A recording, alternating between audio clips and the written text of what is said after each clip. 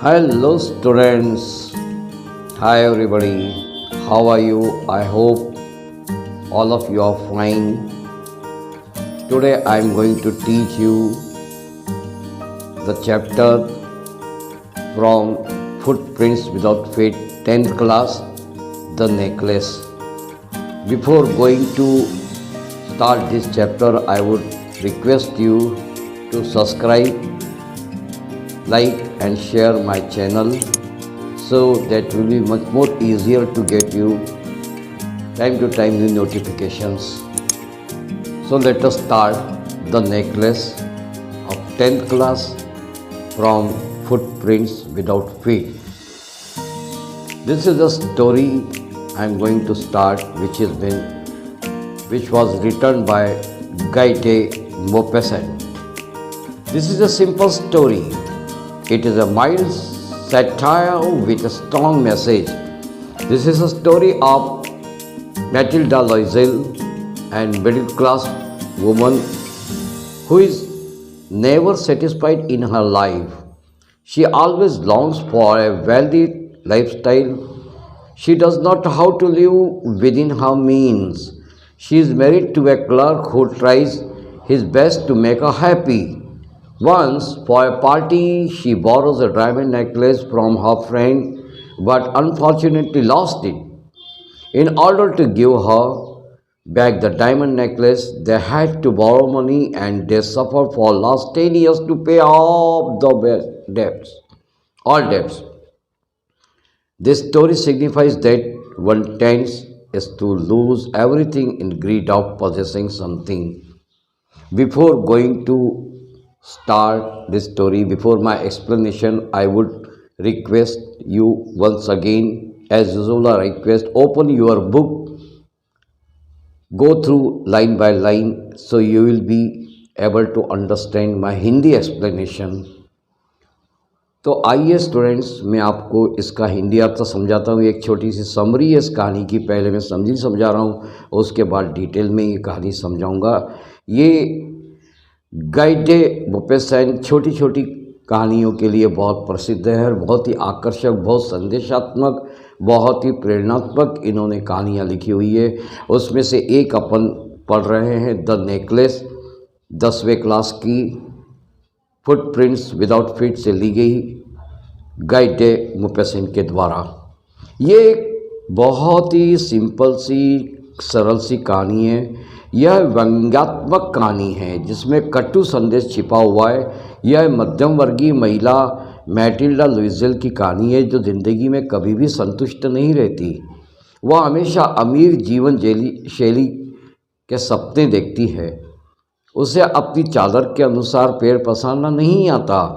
उसका विवाह एक क्लर्क से होता है जो उसे खुश रखने की हर संभव कोशिश करता है। एक बार पार्टी के लिए अपनी सहेली से एक नेकलेस उधार लेती है, लेकिन दुर्भाग्य से वो हार खो जाता है। उसके डायमंड नेकलेस को वापस करने के लिए उन्हें पैसे उधार लेने पड़ते हैं और उसका कर्जा 10 साल तक चुकाते रहते हैं। यह कहानी ये दर्शाती है कि कुछ पाने के लालच में अपना सब कुछ बर्बाद कर डालते हैं। She was one of the pretty young lady born as if though an era of destiny into a family of clerks. She had no dowry, no hopes, no means of becoming known, loved and married by men either rich or distinguished, and she allowed herself to marry a pretty clerk in the office of Board of Education. She was simple, but she was unhappy. She suffered incessantly, feeling herself born for delicacies and luxury. She suffered from the poverty of her apartment. She really suffered like anything from the poverty of her apartment. The shabby walls and the worn chairs, all these things tortured and angered her. बहुत सी सुंदर नहीं होती थी वो, भला की सुंदर, भला की खूबसूरत, लेकिन उसका दुर्भाग्य यह था कि क्लर्कों के परिवार में पैदा हुई थी उसकी शादी का समय जब आया तो उसके दहेज के लिए पैसे नहीं थे, कोई उम्मीदें नहीं थी जिससे जानी मानी लोकप्रिय हो और किसी प्यार करने वाले अमीर या प्रतिष्ठित आदमी से शादी हो जाए। उसकी बहुत बड़ी मजबूरी थी विवाह करने की। उसने शिक्षा मंत्रालय में काम कर रहे एक छोटे मोटे क्लर्क से विवाह कर लिया। वह स्वभाव से सरल थी पर हमेशा नाखुश रहती थी, बहुत दुखी रहती थी। वो लगातार कष्ट पे कष्ट, कष्ट पे कष्ट, कष्ट पे कष्ट, बहुत दुखी ज़िंदगी भोग रही थी। उसे लगता था कि वह नज़ाकत व शान शौकत भरी ज़िंदगी जीने को पैदा हुई है। उसके घर में हर तरफ गरीबी गरीबी गरीबी ही दिखाई देती थी। गंदी सी बदसूरत दीवारें, पुरानी कुर्सियाँ, ये सब वस्तुएं उससे बहुत परेशान करती थी और ये सब देख के उसको बहुत गुस्सा आता था। When she seated herself for dinner opposite her husband, who uncovered the tureen with a delighted air, saying, "Oh, the good pot pie! I know nothing better than that." She would think of elegant dinners of shining silver. She thought of the exquisite food served in marvelous dishes. She had neither frocks nor jewels, nothing, and she loved only because those things. She had a rich friend, very good friend, and she was rich, a schoolmate at the convent who she did not like to visit. She suffered so much when she returned. She wept for whole days, then despair of disappointment. Once evening, her husband returned elated, bearing to his hand a large envelope. His husband brought a large envelope in triumphing manner. Here, he said, "Here's something for you." जब वो खाना खाने अपने पति के साथ दूसरी तरफ बैठती तो डाइनिंग टेबल के दूसरी तरफ बैठती तो बहुत प्रसन्न होकर तुरीन एक सब्जी का नाम है, उसका ढक्कन उतारा होता है। वो बोलता है, ओह क्या बढ़िया मीठी ब्रेड है, मैंने ऐसे स्वादिष्ट ब्रेड कभी नहीं खाई। वो उस समय शाही खाने के बारे में चमकते चांदी के बर्तनों में जिसमें खाना परोसा जाता है सोचती थी। उसके पास न तो अच्छे वस्त्र थे, न ही अच्छे गहने थे, कुछ भी नहीं था और उसे सिर्फ वही चीज़ें पसंद थी।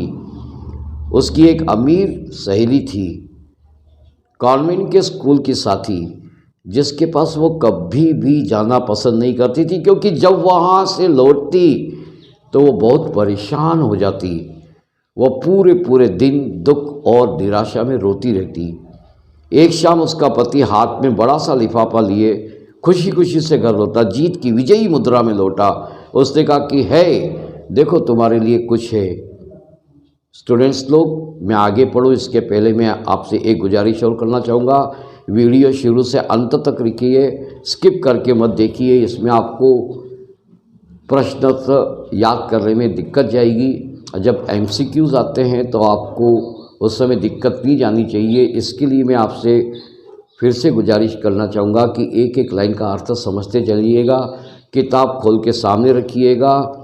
जब मैं इंग्लिश में पढ़ रहा हूँ तो आप इंग्लिश के ऊपर नज़र डालिएगा, जब हिंदी समझा रहा हूँ तो अच्छी तरह से ध्यान दे के सुनिएगा। और फिर से रिक्वेस्ट करूँगा, सब्सक्राइब करना न भूले, लाइक करना न भूले और शेयर करना न भूले। She quickly drew out a printed card on which were inscribed these words: "The Minister of Public Instructions and Madam George Rampenew asked the honor of Mr.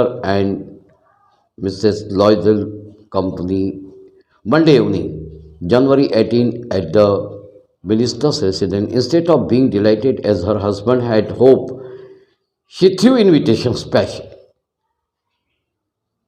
spitefully upon the table, murmuring, "What do you suppose I want with that?"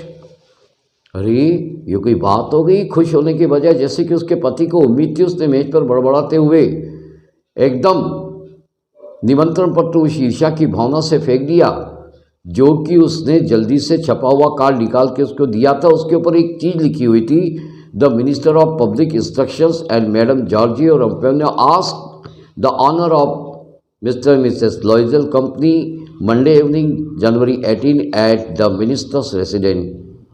तो उसने क्या किया, Mrs लॉइजिल ने, जैसी कि उसके पति को उम्मीद थी, उसने मेज पर, पति को तो क्या उम्मीद थी कि वो खुश हो जाएगी, लेकिन ठीक इसका उल्टा हुआ। उसने मेज पर बड़बड़ाते हुए निमंत्रण पत्र ईर्ष्या की भावना से फेंक दिया। वो नाराज होते हुए बोली, तुम क्या सोचते हो, मुझे इससे क्या मिलेगा? But my diary, I thought it would make you happy, you never go out and this is an occasion when a fine one, everybody wishes one and it is very select, not many are given to employees. You will see the whole official world there. She looked at him with an irritated eye and declared impatiently, what do you suppose? What do you suppose? I have to wear such a thing as that? इसका हिंदी अर्थ ऐसा है, husband बोलता है, लेकिन प्रिय, मैंने ये तुम्हें खुशी प्रदान करेगा यह सोच के तुमको दे रहा हूँ, तुम कभी नहीं जाती बाहर, और ये एक बहुत सुंदर सा, एक बहुत सुनहरा सा अवसर है, ज़रा देखो तो, एक अच्छा अवसर। सबकी इच्छा होती है, बहुत चुने हुए लोगों को ही बुलाया गया इस फंक्शन में, कम ही कर्मचारियों को बुलाया गया है। तुम वहाँ सारी ऑफिस की दुनिया को देखोगी, बहुत अच्छा लगेगा तुम्हें, चलो तो मेरे साथ। उसने उसे बहुत घूर कर देखा और अधीरता से घोषणा की, तुम क्या सोचते हो, ऐसे अवसर पर मेरे पास पहनने को क्या है, मुझे क्या पहनना चाहिए? He had not thought of that. He stammered, why, the dress you wear when we go to the theatre, it seems very pretty to me. He was silent, stupefied, in dismay at the sight of his wife weeping. He stammered, what is the matter? What is the matter? Please tell me. By a violent effort, she had controlled her vexation and responded in a calm voice, wiping her moist cheeks, nothing, only I have no dress, and consequently I cannot go to the affair. Give it call to some colleagues whose wife is better fitted than I. उसने ऐसा बिल्कुल भी नहीं सोचा था। उसने हकलाते हुआ, इसने मतलब हस्बैंड ने, कि वही ड्रेस, वही पोशाक, अरे जो तुम पहनती हो ना, जो हम थिएटर जाते हैं, मुझे बहुत अच्छी लगती है, वो क्यों नहीं पहनती? वो शांत था, स्तब्ध सा खड़ा था, बहुत दुखी भी था। उसने अपनी पत्नी को रोते हुए देखा और हकलाया, पूछा क्या क्या क्या हुआ, क्या बात है? बहुत कोशिश करने पर उसने अपनी चिड़चिड़ाहट को नियंत्रण में किया, मिसेस ने, और शांत आवाज़ में प्रतिक्रिया दी। उसके गीले हो चुके गालों को पोंछते हुए बोली, कुछ नहीं, बस मेरे पास कोई पोशाक नहीं है, इसी वजह से मैं इस कार्यक्रम में नहीं जा सकती। तुम ये पत्र किसी साथी को दो जिसकी पत्नी वहाँ जाने से मुझसे ज़्यादा बेहतर लगे। He was grieved but answered, let us see, Matilda, how much would a suitable costume cost? Something that would serve for other occasions, something very simple. She reflected for her some seconds, thinking of a sum that she could ask for without bringing with it the immediate refusal of frightened exclamation for the economical clerk. Finally, she said in a hesitating voice, I cannot tell exactly, but it seems to me that 400 francs ought to cover it.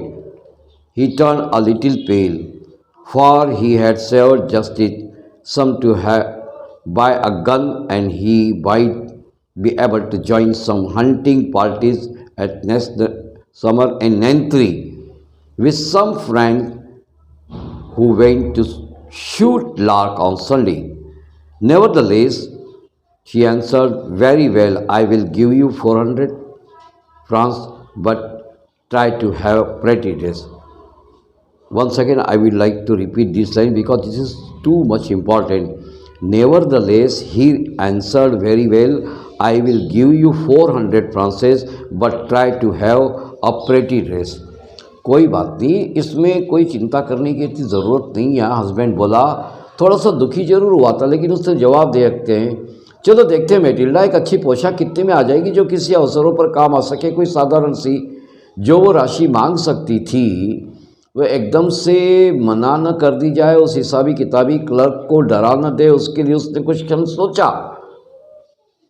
आखिर में झलकती सी आवाज़ में बोली, माँ मैं एकदम तो नहीं बता सकती, लेकिन मुझे लगता है कि लगभग 400 फ्रैंक, वहाँ की मुद्रा फ्रैंक, जो अपन रुपए कहते हैं वहाँ की मुद्रा में फ्रैंक बोला जाता है, तो 400 फ्रैंक में आ जानी चाहिए। उसका चेहरा हल्का पीला पड़ गया, क्योंकि उसने सिर्फ ये रकम जोड़ कर रखी थी। किसका चेहरा पीला पड़ गया? हस्बैंड का। उसके पास सिर्फ यही रकम जुड़ी हुई थी, जो रखी हुई थी, जो उसने अपने बंदूक लेने के लिए जो नेंट्री में शिकार करने जाने वाला था, जिससे कि अगली गर्मी में कहीं शिकार वाली पार्टी में जा सके।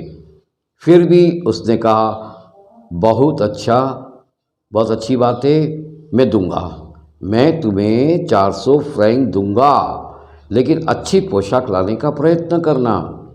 The day of the ball approached and Mrs. Loyal seemed sad, disturbed, anxious, and nevertheless, her dress was nearly ready. Her husband said to her one evening, "What is the matter with you? You are acted strangely, very strangely, for 2 or 3 days." And she responded, "I am vexed. I am vexed totally, not to have a jewels, nothing to adorn myself with. I shall have such a poverty-stricken look. I would prefer not to go to this party." He replied, "You can wear some natural flowers. In this season, they look very chic, very chic." इसका हिंदी अनुवाद ऐसा है, ball party का दिन नज़दीक आने लग गया, लुजेल दुखी लगने लग गई, परेशान, आतुर। उसकी पोशाक लगभग तैयार थी। एक शाम को उसके पति ने कहा, क्या बात है, तुम 2-3 दिन से बहुत विचित्र तरीके से पेश आ रही हो। फिर उसने मन की बात बताई, मैं बहुत चिंतित हूँ, मैं बिल्कुल भी सहज नहीं हूँ, क्योंकि मेरे पास जेवरात नहीं है, सजने के लिए कुछ भी नहीं है। मैं इतनी सी गरीब सी दरिद्री सी लगूंगी कि मैं तो इस पार्टी में नहीं जाना बेहतर समझूंगी। बेहतर हो कि मेरे को मत ले जाओ, क्या मतलब है। लेकिन नहीं, उसके हस्बैंड ने जवाब दिया, तुम एक काम करो, तुम कुछ प्राकृतिक फूलों को पहन सकती हो, उनके हार बना के पहन सकती हो, इस मौसम में वो खूबसूरत लगते हैं, और यकीन करो कि तुम अगर इनको पहनोगी तुम्हारे पर बहुत ही सुंदर दिखेंगे। She was not convinced now. She replied, "There is nothing more humiliating than to have a shabby air in the midst of rich women." Then her husband cried out, "How stupid we are! Go and find your friend, Madame Frostier, and ask her to lend you her some jewels." She uttered a cry of joy. "Oh, it is you," she said. He had not thought of that. Really, I had not thought of that. The next day, she took herself to her friend's house and related her story of distress. Madame Frostier went to her closet, took out a large jewel case, brought it, opened it, and said, "Choose, my dear, choose whatever like." इसका हिंदी अर्थ मैं बताना चाहूँगा। Madam लॉयजल संतुष्ट बिल्कुल नहीं हुई। उसने जवाब दिया, नहीं, इतनी अमीर औरतों में मेरे गरीबों का बहुत अपमान होगा, मेरी गरीबी का नॉट गरीबी का, मेरी गरीबी का बहुत अपमान होगा। तो उसके पति ने कहा, अरे यार, हम कितने मूर्ख हैं, जाओ तुम अपनी मित्र फॉरेस्ट्री को ढूंढो और उससे कहो कि तुम्हें अपने जेवर उधार दे दे। तुम इतना तो कर सकती हो, एक दिन के लिए उधार दे दे। अरे वाह वाह वाह, उसको तो खुशी आनंद मिल गई, वो खुशी से चिल्लाने लग गई। मैडम मैथिल्डा, यह सच है कि मैंने उसके बारे में कुछ सोचा ही नहीं। अगले दिन वो अपनी मित्र के आगे फ्रॉस्टियर के यहाँ उसने अपने परेशानी का कारण बताया। फॉरेस्टियर अपनी अलमारी तक गई, उसने अपना जेवरों का बड़ा सा डिब्बा निकाला, लाई, खोला और कहा, ओके, जो चाहो वो ले लो। She saw at first some bracelets, then a collar of pearls, then a Venetian cross of gold and jewels of and marble workmanship. She tried the jewels before the glass, hesitated but could neither decide to take them nor leave them. Then she asked, "Have you nothing more?" Arey, why, yes, look, you look for yourself. I do not know what will you do. Suddenly she discovered in a black satin box a superb necklace of diamonds. Her hands trembled as she took it out. She placed it about her throat against her dress and was ecstatic. Then she asked in a hesitating voice, full of anxiety, "Could you lend me this? Only this?" "Why, yes, certainly." उसने पहले कुछ बाजूबंद देखे, उसने मोतियों की माला, फिर सोने के सुंदर गढ़े हुए जेवर देखे। उसने जेवरों को पहनकर शीशे में देखा, थोड़ी झिझकी, लेकिन वह निर्णय नहीं कर पाई कि वो ले ले या छोड़ दे। फिर उसने पूछा, "अरे यार, तुम्हारे पास कुछ और है इनके अलावा?" "अरे हाँ हाँ, क्यों नहीं, और देख लो। मुझे नहीं पता तुम्हें कौन सा रंग पसंद आएगा, लेकिन तुम अपनी पसंद खुद देख लो।" अचानक उसने एक काले साटन के डिब्बे में बेहतर खूबसूरत डायमंड का नेकलेस निकाला। मिल गया। जैसे ही उसे मिल गया, उसके हाथ कांपने लगे। उसने अपनी पोशाक के साथ गले में डालकर देखा और एकदम भौचक्की सी रह गई। उसकी आतुरता से उसने हिचकिचाते हुए पूछा, झिझकते हुए थोड़ा, "क्या तुम सिर्फ ये और यही तुम मुझको उधार दे दोगी?" "अरे हाँ, क्यों नहीं मित्र, मैं ज़रूर दूंगी तुमको, ज़रूर ज़रूर ले जाओ." She fail upon the neck of her friend, embraced her with passion, then went away with her treasure. The day of the ball arrived. Madame Loisel was great success. She was the prettiest of all, elegant, gracious, smiling, and full of joy. All the men noticed her, asked her name, and wanted to be presented. She danced with enthusiasm, intoxicated with pleasure, thinking of nothing but all this admiration, this victory so complete and sweet to her heart. वो अपने मित्र के गले लग गई। जैसे उसको उसकी पसंद का हार मिल गया, उसके बाद उसे उत्साह से प्यार किया। उसने उसके साथ ही जैसा कि उसको खजाना मिल गया, उसको लेके चल पड़ी। आखिरकार वो दिन आ ही गया जिस दिन पार्टी थी। उस पार्टी के दिन मिसेस लोइजल बहुत सफल रही, सबसे सुंदर लग रही थी। शिष्टता से, शालीनता से, विनीतपने से, खुशनुमा और प्रफुल्लता से भरी, पूरी रैप्चर मतलब पूरी फट सी गई थी खुशी से। वहाँ पे सब पुरुषों ने उसके ऊपर ध्यान आकर्षित किया, केंद्रित किया, उसका नाम पूछा, उसके सामने अपनी उपस्थिति दर्ज कराना चाहता। हर कोई उसके सामने आना चाहता था, अर्थात उससे प्रभावित होना चाहते थे, उससे प्रभावित करना भी चाहते थे।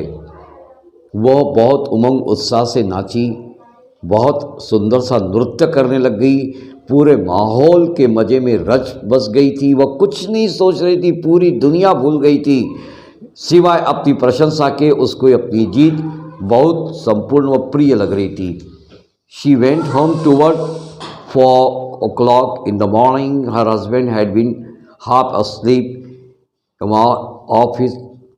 of the little salon since midnight, with 3 other gentlemen whose wives were enjoying themselves very much. He threw around her shoulders and the modest wraps they had carried, whose poverty clashed with the elegance of the boss costume. She wished to hurry away in order not to notice by the other women who were wrapping themselves in rich furs. Loisel detained her. What? Said she. No, husband said, "What? I am going to call a cab." "Okay, you wait here, I am going to call a cab." सुबह के 4 बज गए थे। वह अपने घर को चली। उसका पति आधी रात को, मतलब लगभग 12 बजे के आसपास से ही नींद में था। सलून में 3 अन्य पुरुषों के साथ, जिनकी पत्नियां बहुत आनंद ले रही थी। उनके पति ने उसके कंधे पर एक सामान्य सा शॉल डाला था जो अपने साथ लाए थे। उसकी बेहतरीन पार्टी की ड्रेस से बेमोल हो रहा था, लेकिन वो जल्दी जल्दी जाना चाहती थी जिससे कि दूसरी महिलाएं उसको न देख ले। दूसरी महिलाओं ने उसे देखना नहीं चाहिए, क्योंकि उसने अपनी कीमती फरों से ढका हुआ था, अपने को कीमती फलों से ढका हुआ था। लुइजिल ने उसे रोका, वो रोका, मैं ज़रा कैब मतलब टैक्सी लेके आता हूँ।